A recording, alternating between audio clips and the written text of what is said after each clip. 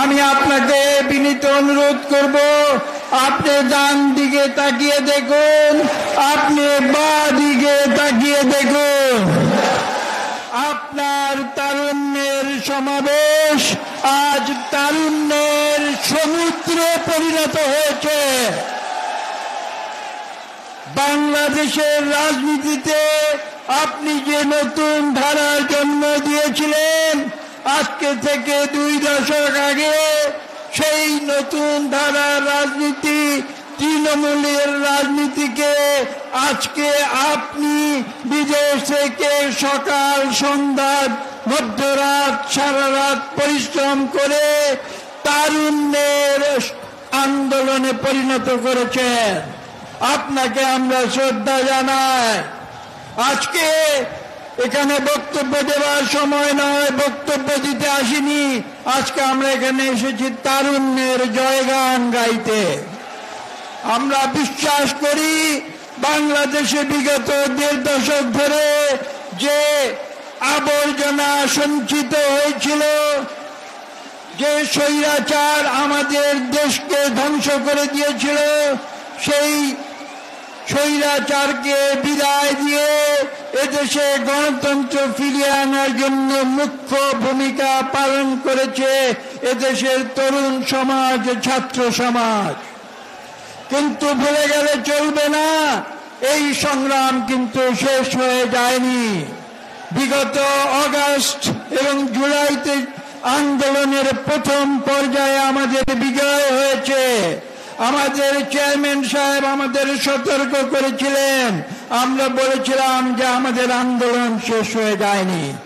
প্রথম পর্যায়ের পরে যে দ্বিতীয় পর্যায়, গণতন্ত্রে উত্তরণের যে চিরদিনের যে সংগ্রাম, সেই দ্বিতীয় পর্যায়ে হচ্ছে একটি সুষ্ঠু নিরপেক্ষ নির্বাচন। যে সুষ্ঠু নিরপেক্ষ নির্বাচনের জন্য বিএনপি দীর্ঘ 15 বছর জেল জুলুম ভোগ করেছে। আমাদের দেশনেত্রী বেগম খালেদা জিয়া থেকে শুরু করে আমাদের মাননীয় ভারপ্রাপ্ত চেয়ারম্যান থেকে শুরু করে আমাদের তৃণমূলের কর্মী পর্যন্ত কেউ বাদ যায় নাই। কিন্তু সময় পাল্টেছে, তরুণের যে সংগ্রাম, তরুণের সংগ্রামের বিজয় হয়েছে এবং আমরা এখন দ্বিতীয় পর্যায়ে আছি। এটা স্পষ্ট বুঝতে হবে, স্বৈরাচার থেকে গণতন্ত্রে রূপান্তরের পথ কিন্তু কুসুমাস্তীর্ণ নয়। এবং সেই সংগ্রামে আজকে আমাদের সামনে যে দ্বিতীয় পর্যায়ে রয়েছে সেটি একটি সুষ্ঠু নিরপেক্ষ নির্বাচন, যে নির্বাচন যত শীঘ্র সম্ভব দিতে হবে। এই সরকারকে উপলব্ধি করতে হবে আমরা তাদের সহযোগিতা করতে চাই। আমরা কি সহযোগিতা করতে চাই?